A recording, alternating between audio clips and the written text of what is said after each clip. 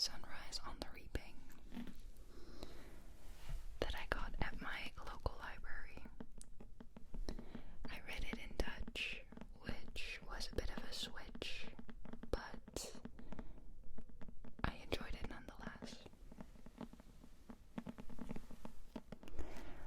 I get a lot of questions about being Dutch and reading in English, and though I find it quite easy and not often am I struggling to get through a book or understanding the book, I will just always find it easier to read in Dutch because I do notice that I have to think a little bit less. When I'm really tired and recording ASMR, for example, I stumble over my words a lot more. I really lose my sense of understanding the language, so I'm really struggling to find my words. What I do really love about reading in English, I'm going a slight little tangent maybe, but I think a lot about language and how it gets influenced, right? The language you use, and for me in Dutch, I probably talk a very specific way that is formed by the region that I'm from, the people I hang out with, the culture that I'm surrounded by, the content that I consume, and my English is mainly formed by content that I have consumed over the years. So I learned English first when I watched Drake and Josh on Nickelodeon, and then I went to school and I started learning English, but I have a very different build-up of my English and the words that I use, and I find that really interesting.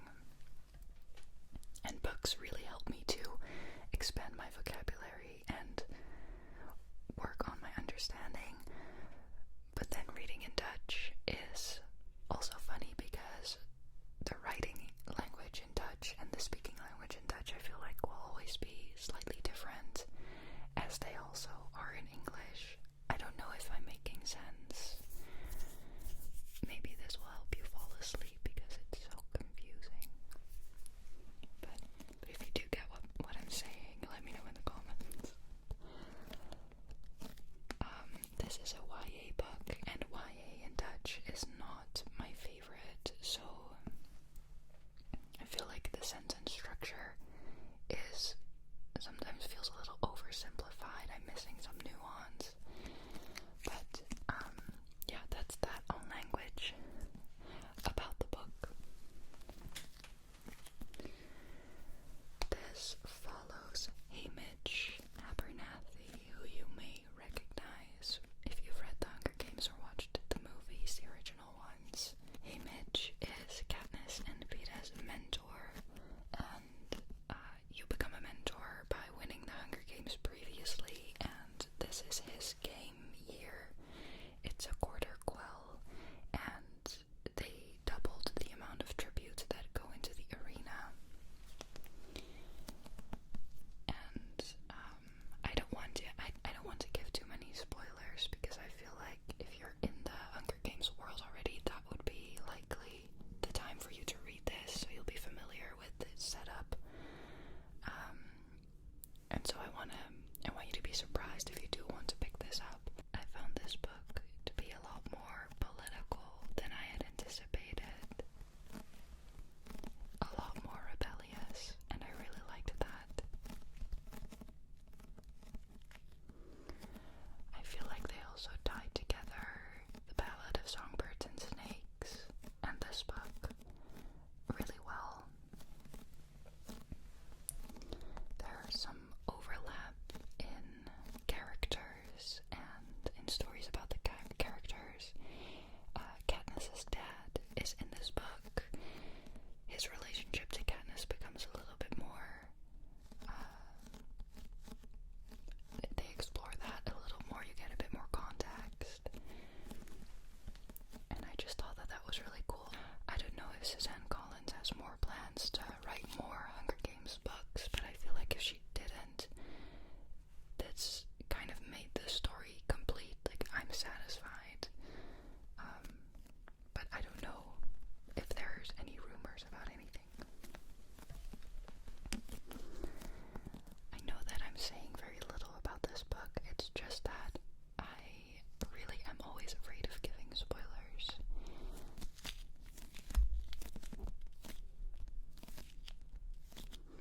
But trust me when I say that it's a lot more political and rebellious than I personally had anticipated, and I really, really loved that, and it made the story so much more interesting than I could have ever thought. And it ties the whole Hunger Games story together really well, and I loved that. It was just as nostalgic as the other books, and Haymitch will forever have a special place in my heart. This was definitely heart-wrenching. I cried multiple times. Did I shed tears? It was very touching, and I feel like the cruelties of Panem, the cruelties in the district, and everything was just really laid out really well in this book. You can tell that Snow was really like at the peak of his career right here. Like he was going all in, and that's awful. So yeah, highly recommend if you haven't read it yet.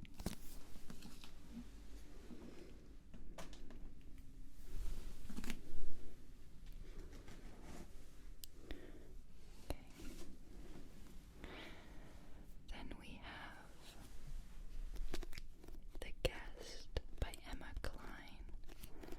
I was quite surprised to see this at my local library. I didn't really expect them to have this because the amount of English books here isn't that large, and then especially more specific books. So like a translation of The Hunger Games I would understand, and there's an Ellie Hazelwood book that we'll talk about next. They've all been very viral. There's a lot of Colleen Hoover in the shelves as well, but I didn't know that this was this popular, that my local tiny ass library decided to get this one. But I was really excited about it. I picked this up because Nicole Raffi on YouTube is someone who I've watched for years, and she one time mentioned this book, and I decided to give it a chance. So, summer is coming to a close on the east end of Long Island, and Alex is no longer welcome. A misstep at a dinner party, and the older man she's been staying with dismisses her with a ride to the train station and a ticket back to the city. With few resources and a waterlogged phone, but gifted with an ability to navigate the desire of others, Alex stays on Long Island and drifts like a ghost through the hedged lanes, gated driveways, and sun-blasted dunes of a rare-field world that is at first closed to her.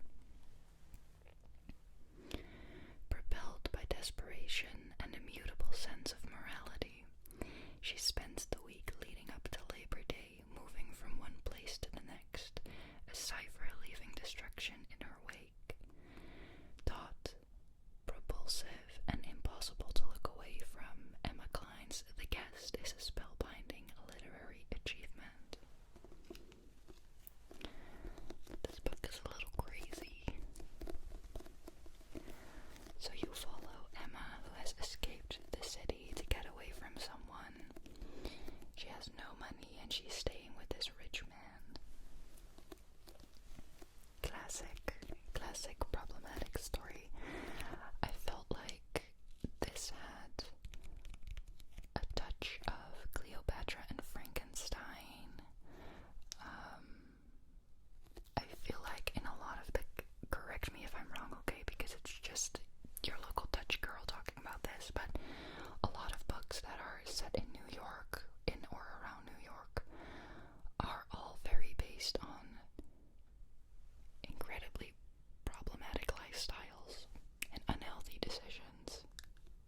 just a lot of the books that I read that are about those things, if they're set there. It's not my vibe, I have to say. It's what I didn't like about Cleopatra and Frankenstein. This is also just a train wreck to read, but it's very entertaining. I enjoyed this. I was not satisfied, but I still had a good time. So I'm gonna say it's like a 6.5 or 7 out of 10. So you follow Emma. She escaped the city. She's with this rich man. She's really watching her own behavior and trying to stay composed while she's also really stressed, and adapting a lot to the environment she's in so that she doesn't get kicked out or whatever, trying to keep everyone content. And yeah, she kind of gets kicked out of that house, but at the end of the week there's a party and she makes this plan to show up at this party. So she's like, I just have to kill time right now, and she starts roaming around Long Island and really just leaving a path of destruction everywhere she goes. And I don't know, I thought it was interesting to read, and at some point you're really rooting for her, but you're also like, when are you getting arrested? I don't know, you're really just experiencing the confusion alongside her and really seeing how morally gray some things are. She makes some really odd decisions, and figuring out your own opinion of it is really nice, and I like it when a book leaves you thinking in that way. So I really appreciated that. I don't know if I would necessarily recommend it. I mean, I've read other books that I enjoyed more, but yeah, if you want a little bit of chaos, this might be something for you. Then we've got Love on the Brain by Ellie Hazelwood. This was my first Ellie Hazelwood book, and I know that she's a very popular author, and I do see why. This follows B and Levi. I don't know if I pronounced that right. In Dutch I would say Levi. I'm gonna say Levi. B and Levi. If NASA offered her the lead on a neuroengineering project, a literal dream come true, Marie would accept without hesitation. Duh. But the mother of modern physics never had to co-lead with Levi Ward. Sure, Levi is attractive in a tall, dark, and piercing eyes kind of way, but Levi made his feelings towards B very clear in grad school. Arch enemies work best employed in their own galaxies far, far away. But when her equipment starts to go missing and the staff ignore her, B could swear she sees Levi, softening into an ally, backing her place, seconding her ideas, devouring her with those eyes. The possibilities have all her neurons firing. But when it comes time to actually make a move and put her heart on the line, the only question that matters: what would B Königwasser do?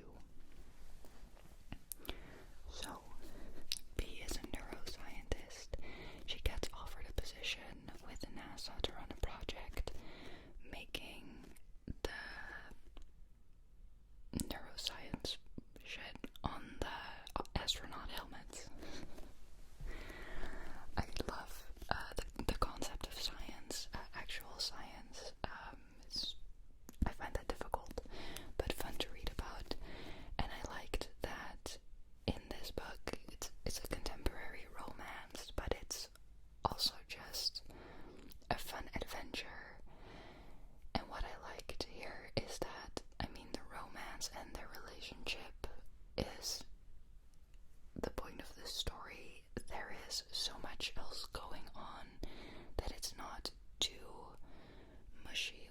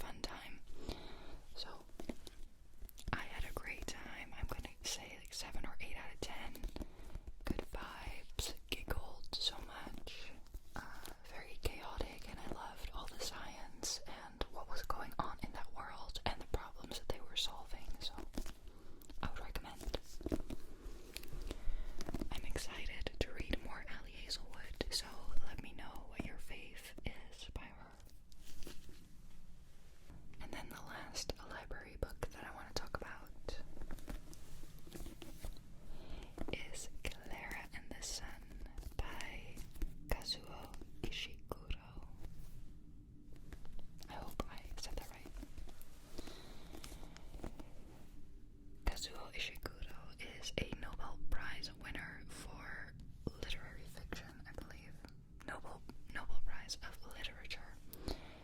Very famous, well-respected author, I believe.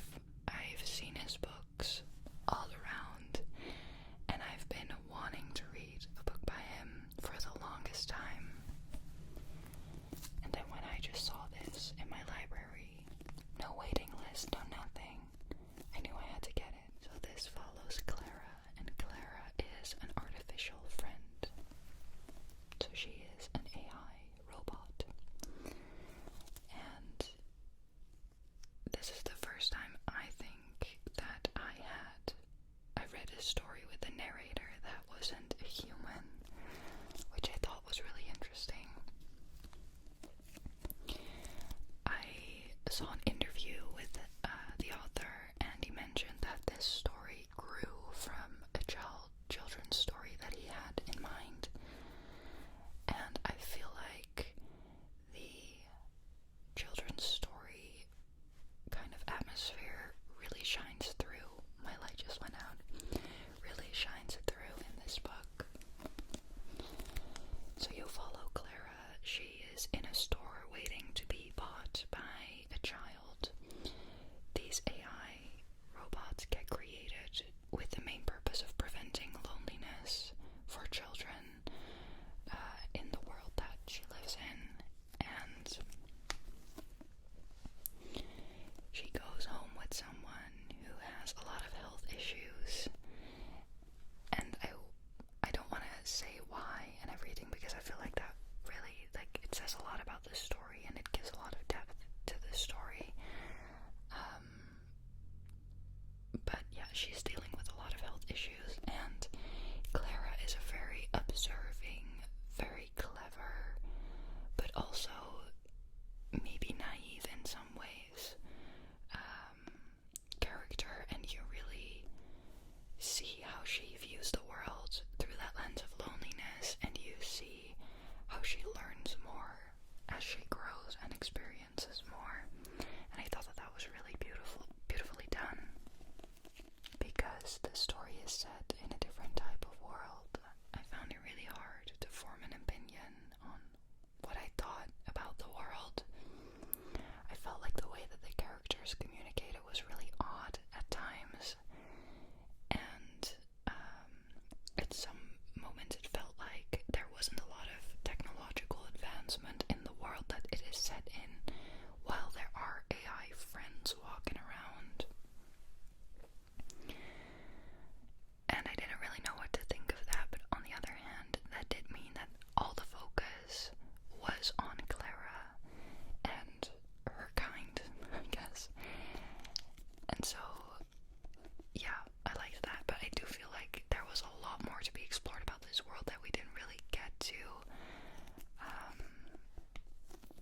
I know that he says that this book, it could be a companion book to Never Let Me Go, and I don't know if it is, because it would be set in a similar world. I have no knowledge of that book whatsoever.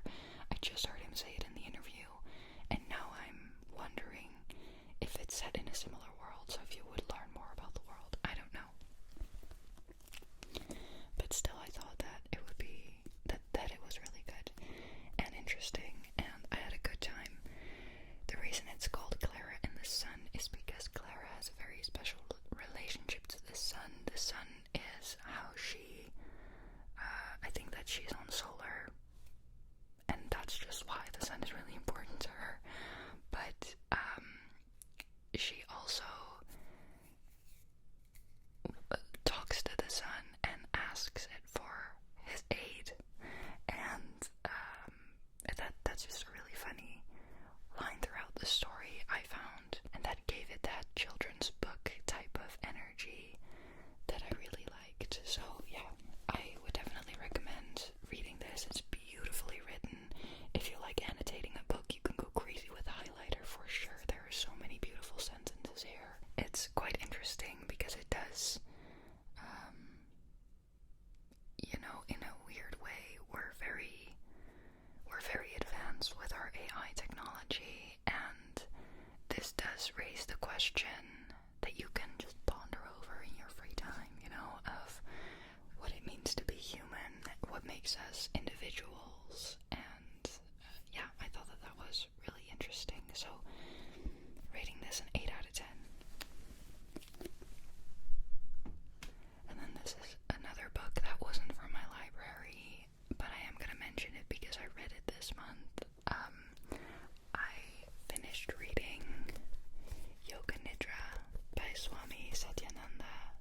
Saraswati.